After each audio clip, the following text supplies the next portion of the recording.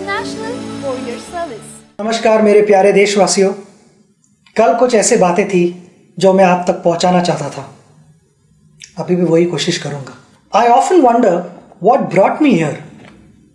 Little did I realize that those baby steps in cricket would lead me to great lifetime memories. I always loved playing sport and cricket was my life. My father, Professor Sachin Tendulkar, was a poet and a writer. He always supported me and encouraged me to be what I wanted to be in life. The greatest gift I got from him was the freedom to play, the right to play, and I would always be grateful to him for that. There are many pressing matters in our country which requires our attention. Economic growth, poverty, food security, healthcare, among many others.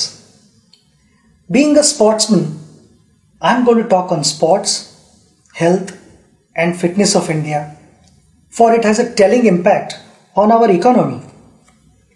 My vision is a healthy and fit India. जब स्वस्थ युवा तब देश में कुछ हुआ. India is set to emerge as the youngest average age nation in the world by 2020. So the assumption is ये young है तो fit है, but we are wrong. We are the diabetic capital of the world with over 75 million people being affected by this disease. And when it comes to obesity, we are sitting at number 3 spot in the world. The economic burden of these diseases will not allow our nation to progress. According to a UN report, the impact on the Indian economy of non-communicable diseases from year 2012 to 2030 will be $6.3 trillion यानी Indian 4 crore रुपये. आपने सही सुना, 4 करोड़ रुपये. मगर ये number हम सब नीचे ला सकते हैं अगर हम सब ने यही कोशिश की कि हमारी सेहत ठीक रहे, सही तरह से एक्सरसाइज करें और कोई स्पोर्ट खेले तो बहुत कुछ बदल सकता है. बट आई फील उसके लिए we need a plan to help us become a sporting nation, to change our sedentary lifestyle, unhealthy mindset. हमारे फिटनेस के सेशंस लाइट हो रहे हैं और खाने के सेशंस थोड़े हेवी होते जा रहे हैं. हमें यह आदत बदलनी चाहिए. मुझे लगता है कि इस मोबाइल फ़ोन के ज़माने में हम सब इमोबाइल होते जा रहे हैं. Many of us only discuss, but we don't play at all. We need to transform India from a sport-loving nation to a sport-playing nation. Make everyone more active and participative. Inculcate and develop a sporting culture in our country. The northeast of India, which has only 4% population of India, has a vibrant sporting culture. It has produced many sporting heroes, including our boxing icon, Mary Kom, recently crowned champion weightlifter Mirabai Chanu, Deepa Karmakar, Baichung Bhutia, Sarita Devi, Sanjita Chanu, and many more. Sport promotes social harmony. President Nelson Mandela's efforts to use the Rugby World Cup in South Africa's journey to become an inclusive state is legendary. Sport has a unique way of building a nation. It builds character for individuals, and character for individuals means character for India. From being a naughty child to chasing a dream to win the World Cup for India, I became more disciplined and more focused. I had a goal and I started planning for it. But the most important aspect was the execution of those plans. Not always did I succeed. There were occasions where I failed. But sports taught me to get back on my feet again and compete in the fairest possible manner. I fondly recall a few lines shared by my father many years ago. पराभव म्हणजे शेवट नाही. हरून घरात बसणं योग्य नाही. कधीतरी एखादा उत्कृष्ट खेळाडूही शून्यावर बाद होतो, पण त्यानंतरचा संघर्षच उद्याचं सामर्थ्य निर्माण करतो. आयुष्याला एक वेगळी कलाटणी देतो. We must build a sporting culture in our country. Otherwise, a young, unfit, unhealthy India is a recipe for disaster. I am humbly proposing a framework of 3 I's here. Invest, ensure, immortalize. Invest. We must invest our own time and effort and ensure our wellness. Each one of us needs to start adopting an active sport and play it regularly. We have our honorable chairperson who loves his game of badminton, much like the famous poet and lyricist Gulzar Saab's love for tennis. Age is no bar, as we are a country where one of the oldest marathon runners is the 101-year-old EP Parmeswaran from Kochi, whom I met recently. Our citizens and school children should have access to more sports infrastructure.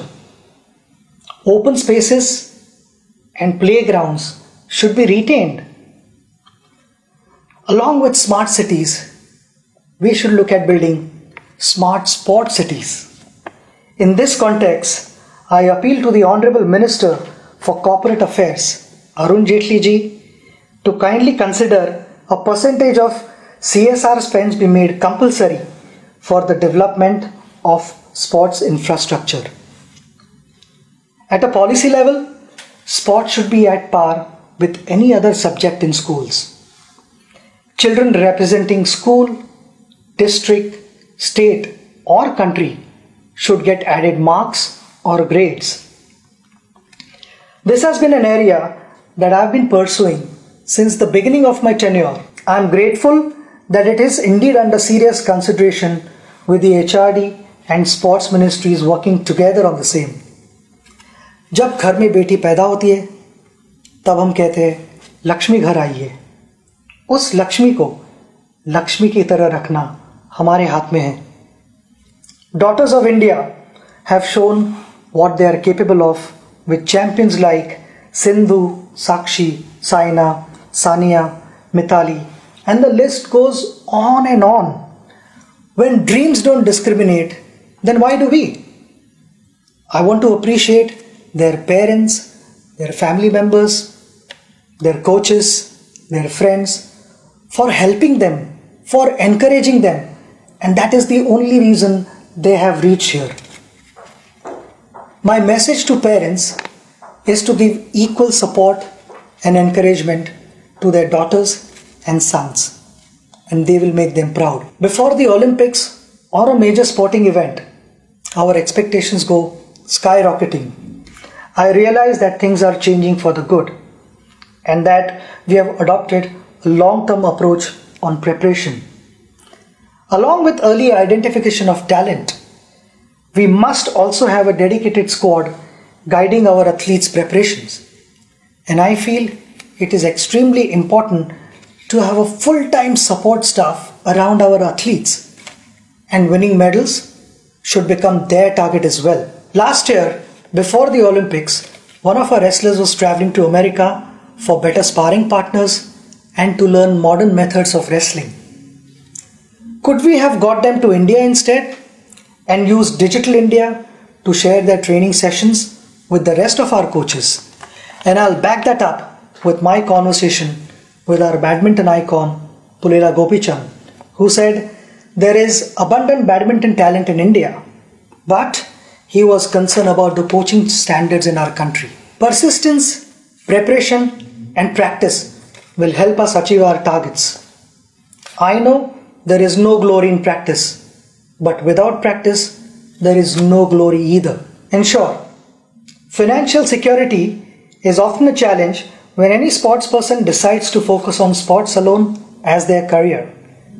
I am sure our colleague and former India hockey captain Dilip Tirki, will agree that in most cases the sporting career ends at the early age of 35-40 years. Ironically, it is an age when a professional's career usually takes off or is rather stable. I am also aware that the government, through its many institutions, employs sportspersons and supports them, which we all appreciate. But we have many national, state, district level retired athletes who don't have a proper job.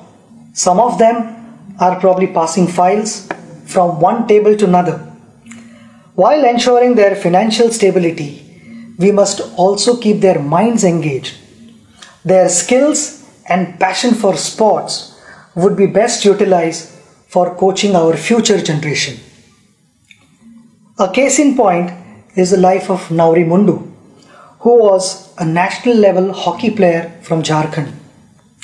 Following the end of her playing career, she doubles up as a teacher and works in the farm to make ends meet. Sita Sahu, a medalist at the Special Olympics in Athens in 2011, is selling golgappas to manage her life. We need to create an organization and engage these athletes to train our school children and identify talent at an early age. There is so much that these athletes have to offer back to our society.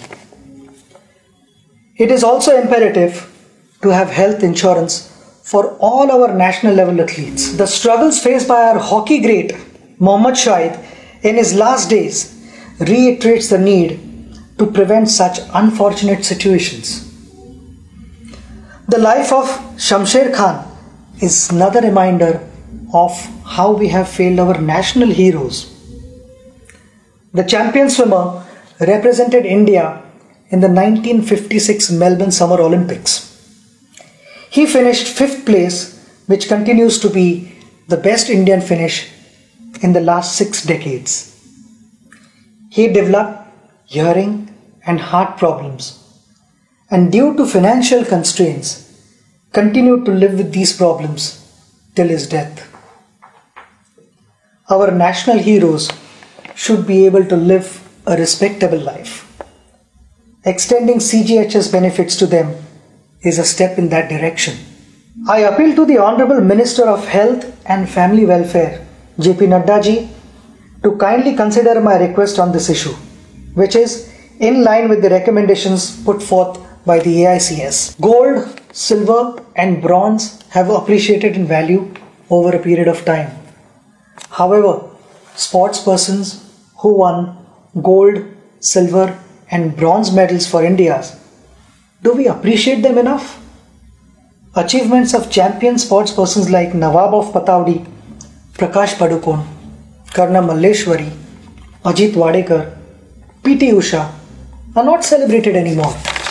These champions, our heroes, didn't have the best of everything, but they made the best of everything. Today's generation probably doesn't even know what these champions achieved in their time. Along with what's happening around the world of sport, I think it is extremely important that the youngsters learn about our sporting history. All of us have had heroes in life who have inspired us on various occasions. As a proposed sample, we have compiled a book on some of our unforgettable heroes among many others. I sincerely feel the lives of these champions should be part of our curriculum. Sport has the power to change the world. It has the power to inspire.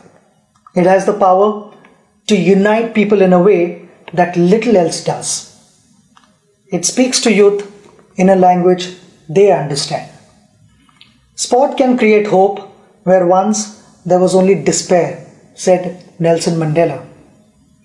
In the year 2009, this August House passed the Right of Children to Free and Compulsory Education Bill. It is my humble suggestion that the Act be amended to include the right to play. Sports can be considered an essential and mandated part of the curriculum. Consequently, Each child should get the right to play a sport at school. माता पिता जैसे आज तक अपने बच्चों को पूछते आए हैं कि क्या तुमने खाना खाया, क्या तुमने पढ़ाई की, मेरे लिए वो दिन सबसे बड़ा दिन होगा जब इन दोनों चीज़ों के साथ माता पिता अपने बच्चों को ये भी पूछेंगे कि आज तुम खेले या नहीं. I want to thank all of you for listening to me. Together, we can build a sporting culture in India and transform the way we live and play. Jai Hind.